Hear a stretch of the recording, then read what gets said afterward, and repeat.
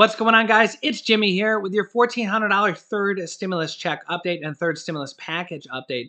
The $15 an hour minimum wage is dying in the third stimulus check package bill. Remember, the U.S. House of Representatives on Saturday morning passed the third stimulus check package bill in the House, and that included the $15 an hour minimum wage. But Senate parliamentarian says it can't be in the bill. They have some options to go around her. But it looks like that might be dying and might not make it in the bill at all. I'm going to give you the latest details of that, when we can expect the Senate to pass this, and what are the latest details of what is going on in the Senate. If you're new to the channel, make sure to subscribe down below. It's completely free to do so you don't miss out on new videos on the third stimulus check package, as well as the next package that's coming after that called the Build Back Better package that is already announced and will be between $2 and $3 trillion.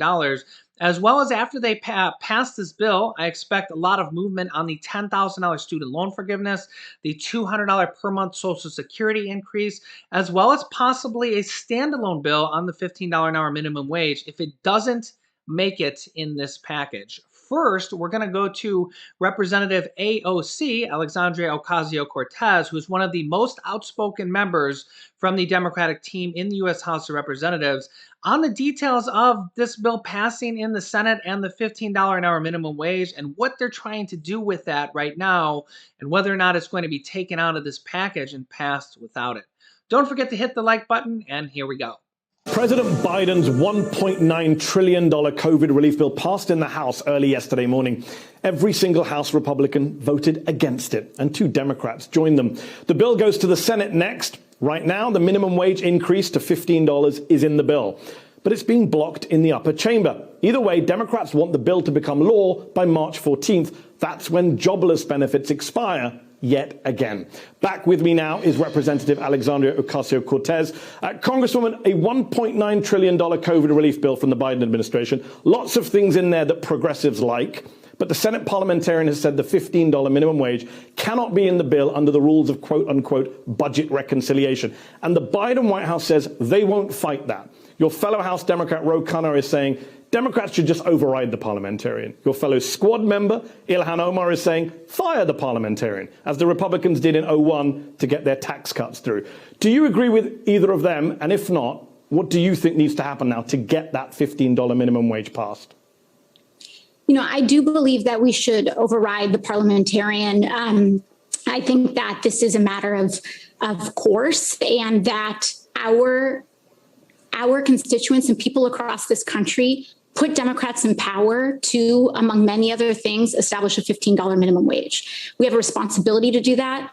I do not believe that the parliamentarians' ruling should be really an obstacle to that. And I don't believe that we should be really tied up about this, because our 2 options are realistically this: override the parliamentarian or eliminate the filibuster. Those are the only 2 paths that we have in order to actually create substantive change in the United States. And that is what people across the country sent us here to do. So we should have our number 1 priority to be on delivering and making good on the promises that we made, and not allowing these procedural obstacles, which can be overridden, to get in our way.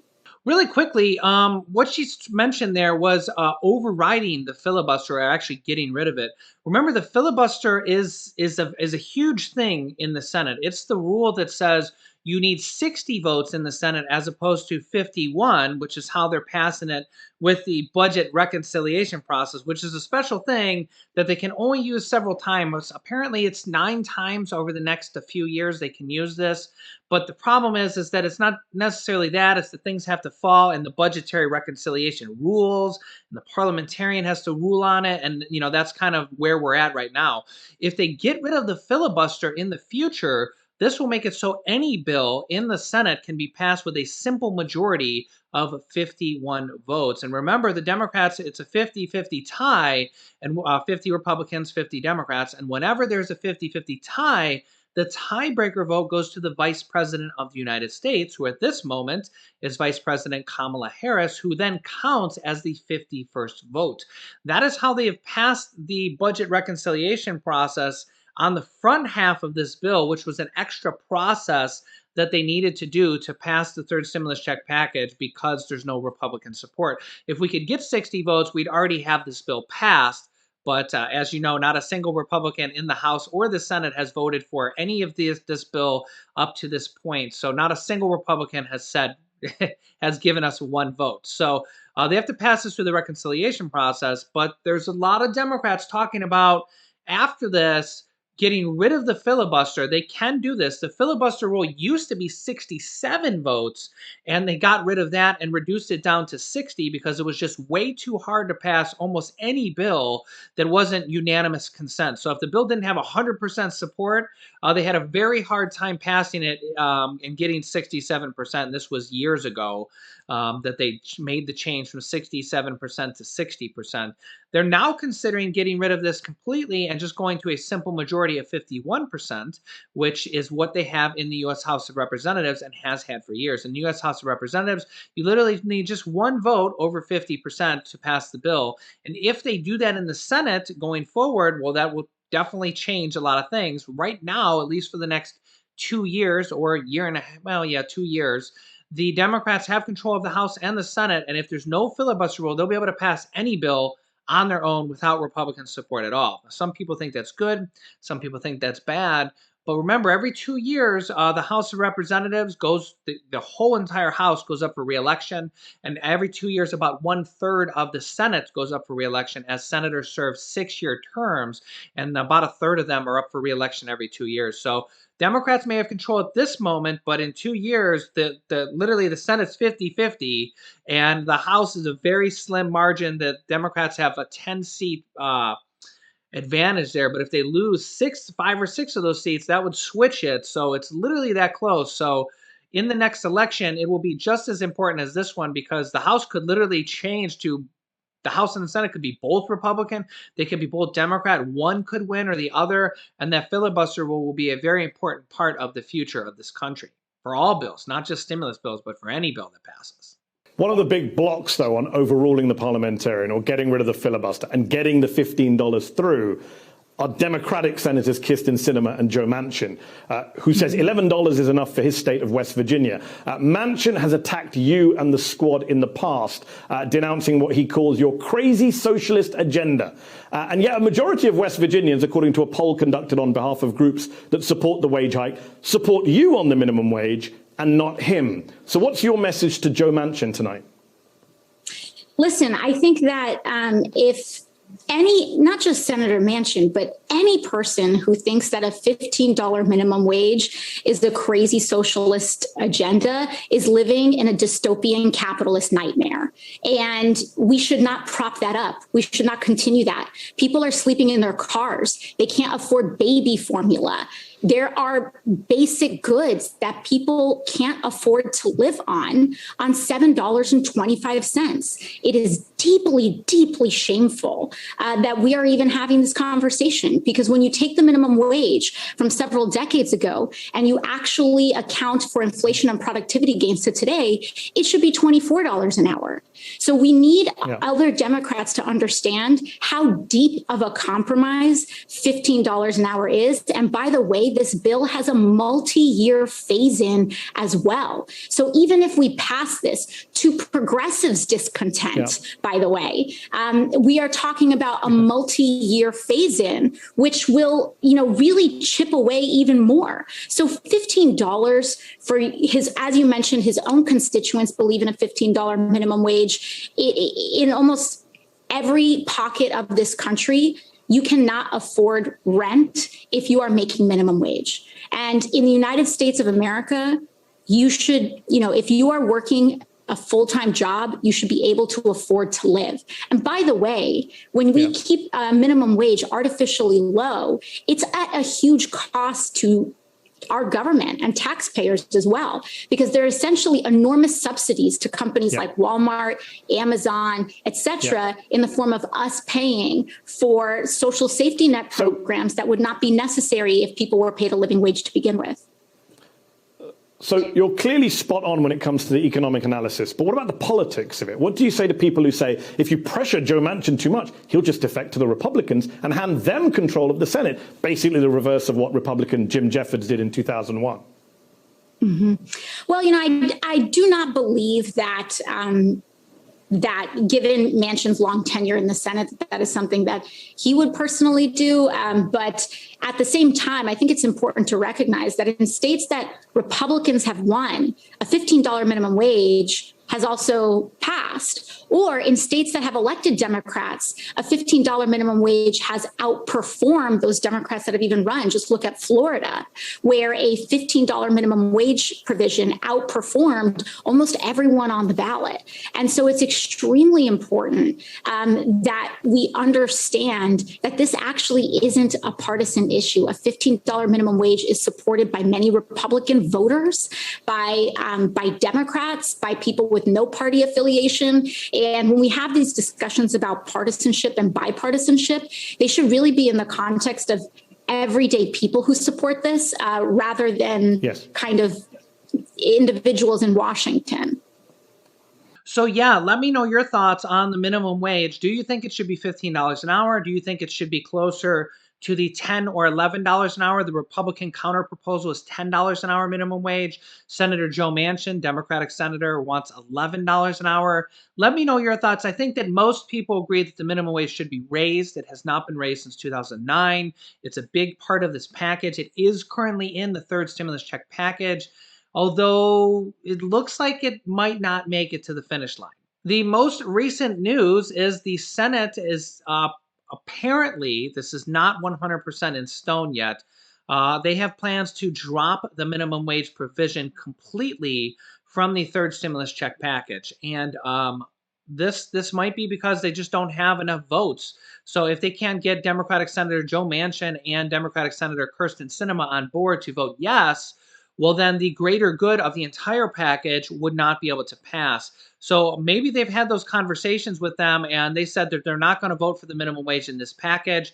And they might be taking this completely out at this moment and be passing the third stimulus check package without a minimum wage provision at all. So this would actually speed up the process of passing the third stimulus check package.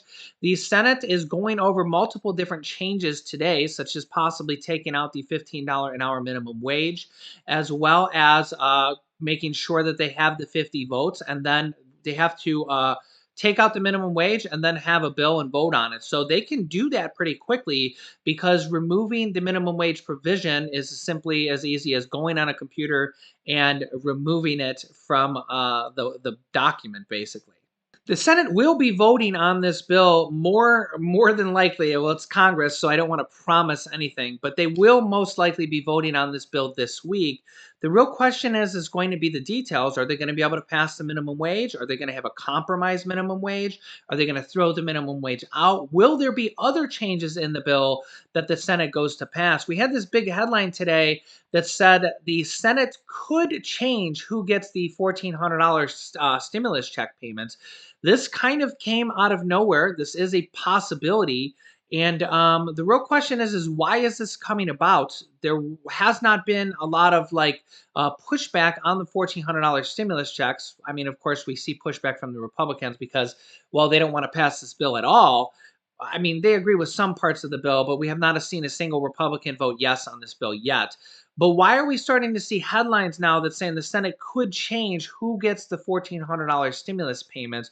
Are they possibly having to reword something in the $1,400 part of the stimulus checks? There's also some wording or some information coming out that the Senate parliamentarian might also rule against the $3,000 to $3,600 child stimulus check payments. This is because the Senate parliamentarian is apparently looking at other parts of the bill that she might deem should not be in the bill based on the budgetary reconciliation process rules. Apparently, one of those things is the child stimulus checks or the child income tax credits that are going to be increased from $2,000 to $3,000 for children over the age of 6 through 17, and for children under the age of 6 would be $3,600 and paid in monthly payments of $300 per month in a check directly sent to you or a direct deposit, and for children over the age of 6, $250 per month. The Democrats did adjust the wording in the U.S. House of Representatives bill on the child tax credit in the third stimulus check package to make it more friendly for the parliamentarian to rule that it should be in there. I personally don't see why this wouldn't be in there as well, because the main thing about the Senate parliamentarians ruling is, does it affect the budget? This is a budget reconciliation process, that's how they're passing it, and it has to affect the federal budget. If it doesn't affect the federal budget, well, then the Senate parliamentarian ruled against it, and that's what she did with the minimum wage, because the federal government doesn't really pay the $15 an hour minimum wage. But in this case, for the child tax credits of $3,000 to $3,600 that are going to be paid out in monthly payments or monthly checks to the parents of the children, I don't see any way how that doesn't affect the budget. I mean, literally, it's money going from the federal government to people, $3,000 to $3,600 per child as a tax credit, but will actually be paid on monthly checks. I don't see how that doesn't affect the budget. I mean, that's money coming from the federal government's budget and going out and paying out, billions of dollars or millions of dollars for child income tax credits. The previous child income tax credit was $2,000 under Trump rule. Ivanka Trump and Donald Trump raised it. It was previously as low as $500 in the past. So this isn't like a new thing, but it's a new thing that they're increasing it, and it's a new thing from $2,000 to $3,000 or $3,600 for children under the age of 6. But also that they're going to be paying it to you in monthly payments starting in July. I will be teaching you guys how to get that and the process that we may have to go through to sign up for that and get everything done. If you have children or anybody in your family has children, share this video with them. Tell them to subscribe, because when this becomes available, I'll walk you guys through the process on how to do that, as well as the other things coming up in the future. $10,000 of student loan forgiveness. President Biden said he is willing to do, and he is in favor for possible Social Security increases of $200 per month, as well as the next stimulus package, the fourth stimulus pack. Well, the next package will actually be the seventh one, but we're calling it the fourth stimulus package because 3 of them had checks. This next one will be called the Build Back Better package and will be between $2 and $3 trillion. And we'll have multiple different provisions of stimulus in there. We'll have to see what they will be. After the dust settles of this third one and the money goes out, we'll see probably a lot of renewed support for Social Security increases, student loan forgiveness, possibly the minimum wage raise if they don't pass it in this bill, which is not looking good right now for the minimum wage if you're a fan of that. If you're not a fan of it, it might be looking good for you, but it's not looking good that it's going to be included at this point. But I will keep you updated as things are literally changing by the hour. I will have another video for you guys tonight at 11 p.m. Eastern time, which is 8 p.m. West Coast time. So don't forget to jump on YouTube at that time, and you won't get a notification for that. You only get them for the first 3 videos of the day, which is 10 a.m., 3 p.m., 8 p.m., and 11 p.m. Eastern Standard Time. You can click this top video here to watch my newest stimulus check video next. And this video teaches you how to start your own business selling products on Amazon FBA. I have dozens of students that have replaced their 9-to-5 income selling products on Amazon, and I teach them how to do that. Click on one of those videos next. Thanks, guys, and I will see you in the next video.